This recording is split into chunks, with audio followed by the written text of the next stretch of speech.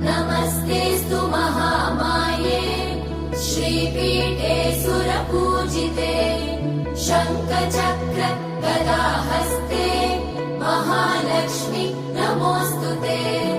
नमस्ते गरुडारूढे कोलासुरभयङ्करी